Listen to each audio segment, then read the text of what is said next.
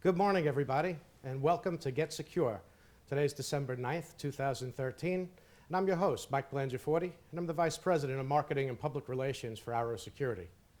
Today, we're beginning the series of an investigation of the Gilgo Beach serial murder case.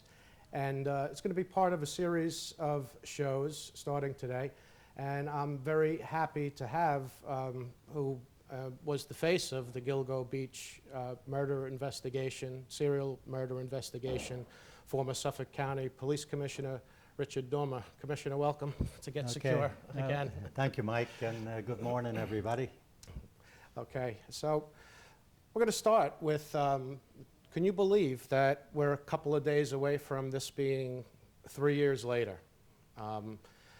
This is a case that changed Suffolk County. This was something that's never happened before, serial murder, right here on Long Island, right here in Suffolk County. And, you know, I'm going to bring your attention back to December 11th of 2010. Suffolk County Police investigating a missing person, Shannon Gilbert. Yes. So what happened? The K-9 unit was at Gilgo investigating what was just a missing persons case, and can you walk us through that? Well, the Shannon Gilbert missing person case from May 1st of 2010 was really the catalyst that led to this discovery of all the bodies at Gilgo Beach and the vicinity of Gilgo Beach. And on May 1st, 2010, Shannon Gilbert, a prostitute working out in New York City, had advertised on Craigslist.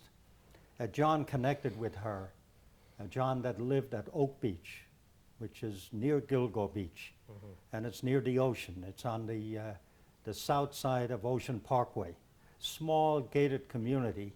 So he made an arrangement with her for her services.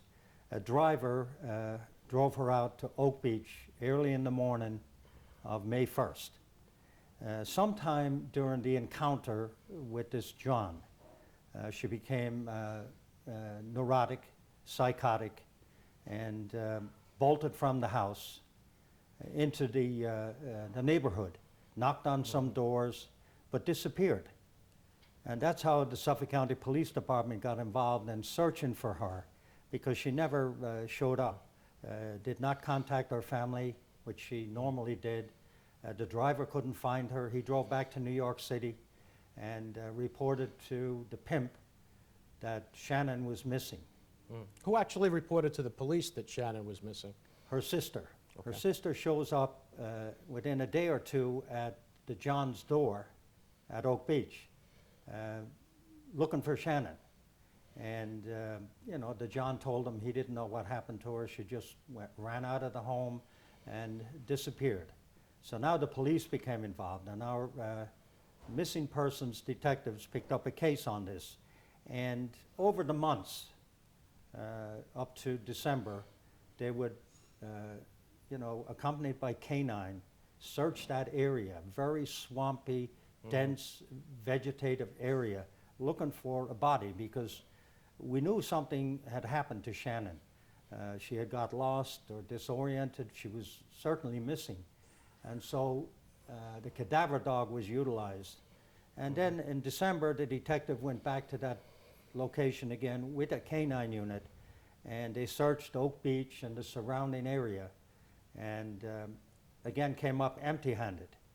Then the K-9 officer decided to head to the north side of Ocean Parkway and head towards Gilgo Beach. He wanted to give the dog more work. He was out there with his dog anyway, so he decided to head west towards Gilgo Beach.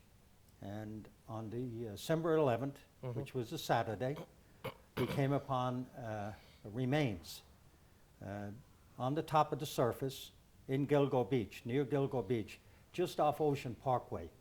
Now, when I got the call from the chief of detectives, you know, we were assuming that this was Shannon Gilbert. Who was the chief of detectives at this time? Dominic Ferrone was the chief of detectives. Okay. And Chief Ferrone called me and he told me we found a body. It may be Shannon. It looks like it might be Shannon. Our forensic team responded with the medical examiner's office with homicide, and they conducted a crime scene evaluation. The body was removed to the ME's office. Now, that was a Saturday. They had planned to go back on Sunday to continue the forensic search where the body was found. The weather turned horrible on that Sunday, so it was postponed till Monday. And so homicide went back on Monday, again with the same canine officer and the cadaver dog. Okay. And the officer started heading west from where the first body was found, this body, and came upon another body on the surface, wrapped in something. I don't want to give details on that. Right, but I just want to take you back, just real quick, back to Shannon Gilbert going missing. So there was a John, Yes. there was a driver. Yes. Now these two guys were subsequently identified as part of the investigation? Well, yeah, or- as part of the missing person, Shannon's missing person case, the detectives did an extensive investigation into her whereabouts.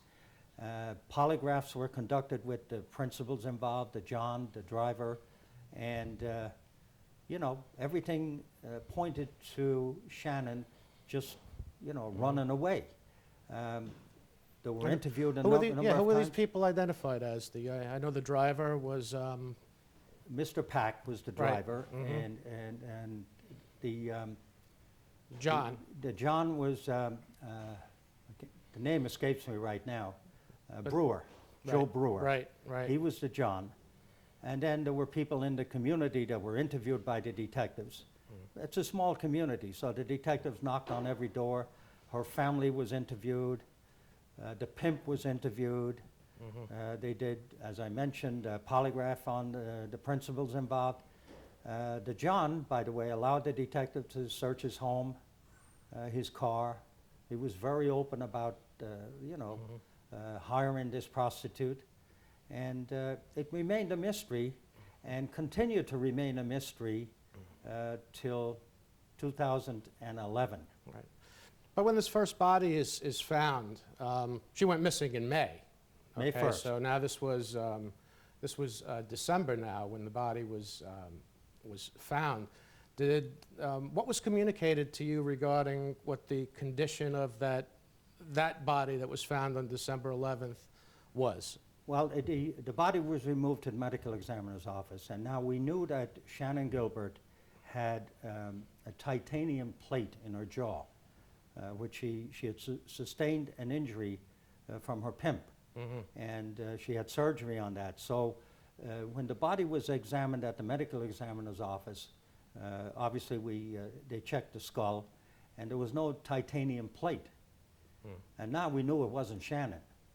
So now they go back that Monday, and they find 3 more bodies. Now, I was in the office that Monday morning. So hang on one sec, because we just went from, we find one body Right. on December 11th.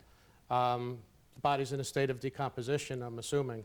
Well, the body, we determined later that, the body hadn't been there that long.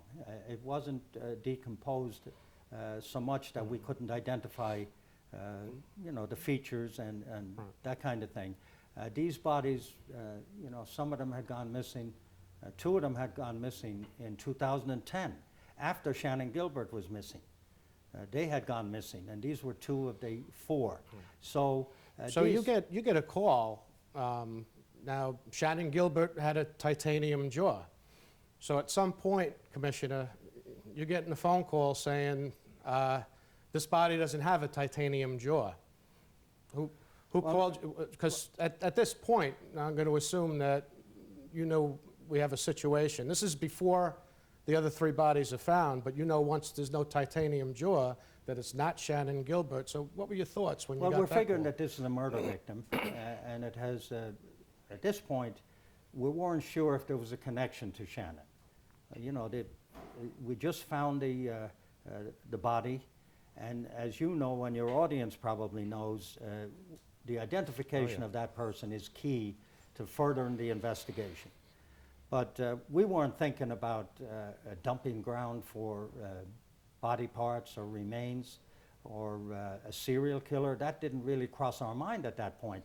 We're thinking, well, this is another dump job, Right. and we're going to have to investigate this person. Yeah, and a When dump we make- and a dump job for some of the some of the folks that are watching in our audience is somebody's killed at another location and then brought to another location to be dumped. It's called a dump job in the police department. But Yeah, that's a police or law enforcement term, and they weren't murdered at Gilgo Beach.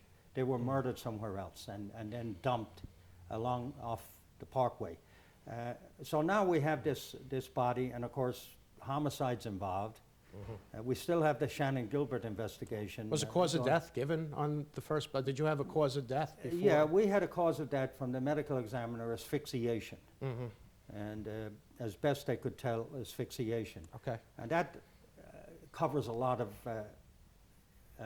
areas of how you could die. You know, a lot of people think it's choking somebody, but there are other methods of asphyxiation. And then they didn't go back on that Sunday, as I mentioned. The weather was horrible. So the crime scene people, the forensic people, went back that Monday with homicide. And as I said now, the canine officer with his dog, the same dog, heads west. And I get a call in my office late that morning from the chief, Chief Verone. We found another body. And I was really taken aback. I said, another body? And now that's two. About an hour later, he calls again. We found another one. What's going through your mind? I'm wondering what the heck is going on out there. I mean, I said to the chief, I said, is this a graveyard? What have we got out there? And then he calls again a couple of hours later, and he said, we got another one. So this is all all the same day. That's on Monday. We find 3 more cadavers, more bodies, plus the one from Saturday. So now we got 4. And dumped in the same area, Gilgo Beach and a little west of there. And now we knew this was a huge, huge investigation. This was big. And in all my years in the policing business, I've never encountered anything like this. And so, we had to, the media was all over it, as you can imagine, as your audience can imagine. This was worldwide, just with these 4. Now, we still had Shannon Gilbert missing, and with her family clamoring for, the police department to find Shannon. They're connecting, and other people were connecting the 4 bodies with Shannon. They had to be connected. This was the theory from the public and from the family. We, frankly, weren't sure at this point. This was very preliminary in the investigation of the 4 bodies. And so, now the investigation is full tilt with homicide, with our forensic people, the identification section, with the FBI. We called the FBI within a couple of days because we were looking at this point, this possible serial killer. So we connected with NYPD, the state police. And by the way, the victims were not identified at this point. Right. It took till January to identify them. And we identified them, or the medical examiner's office identified them through DNA. When they went missing, these 4, their families had called the police and had put them, and as required, they went into the federal database with their DNA. And so this is how the medical examiner identified them. Sure. Yeah, I mean, DNA is a common identifier, especially now you have, when the second body, Chief Verone calls you that they find another body. At what point during the conversations with Chief Verone are you thinking serial murder? To be honest, Mike, and again, for your audience, I wasn't thinking about it right off the bat. I mean, you have to digest this stuff. I mean, it takes a little while for it to, sink in. What do we got here? Are they all connected? And then the preliminary investigation indicated they were all connected at the way the bodies were disposed of. There was some,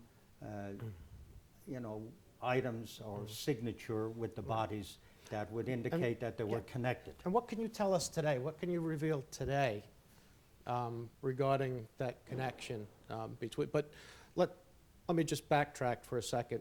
Was it safe to say that when you got that call from Chief Verone about the 3 bodies found that morning, that you knew at that moment that all 3 were connected just based on the scene? Yes. Common sense would tell you that they had to be connected. I mean, it didn't sound like a random disposal of a body, and that the one person or a number of people had disposed of bodies in the same way, in the same manner, in the same place.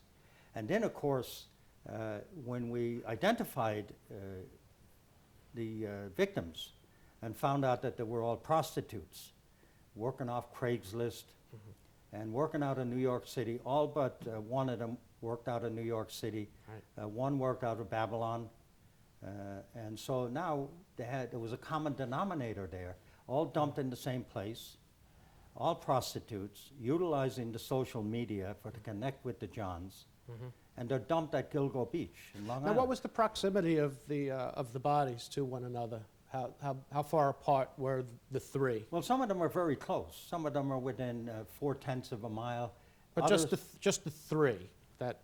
they were pretty close. They were Okay. pretty close to each other. So, would indicate that this person had a spot and would pull up on the side of the highway, carry the body across the brambles, through the thick briars and, growth, and then dump the bodies on top of the Rough the terrain. surface. Sounds like the area that you're describing is pretty rough terrain. You said it was a dump job.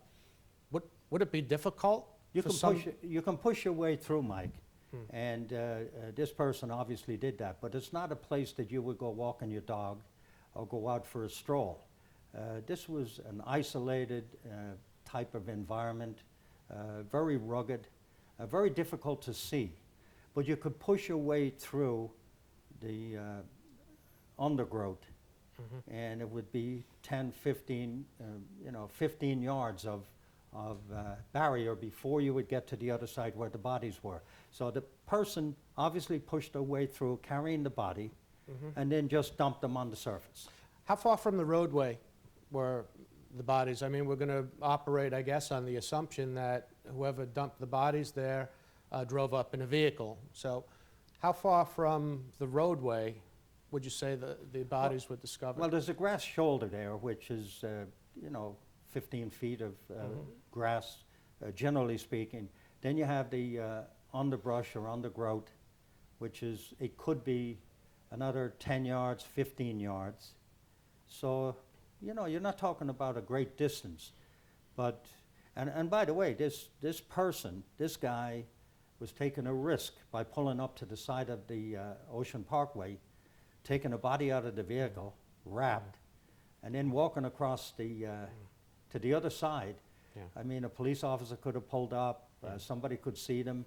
That was the risky part. The bodies were wrapped then? They weren't? Yes, they were wrapped, yes. Okay. So, and again, the investigation would indicate that wherever they were killed, they were wrapped, carried to the vehicle, and then driven to Gilgo Beach and disposed of. Got it. Wow. I mean, this is, like I said, this is going to be part of a pretty extensive series that I'd like to, continue with you. This was part 1. We'd like to eventually, hopefully, get Chief Verone in here to lend some perspective to that. And we'd also like to get into, Commissioner, talking about, as the investigation progresses, your role in it, certainly the media relations, and certainly some of the controversy that we all know has surrounded this case, your involvement, the Suffolk County Police Department's involvement, the collaboration with the other law enforcement agencies, and where we are today. And it's an open investigation. So thank you for part 1 today, and we're going to wrap it up. I'm Mike Blangiaforti, VP of Marketing and Public Relations for Arrow Security. You are watching Get Secure. Have a great day, everybody. See you next time.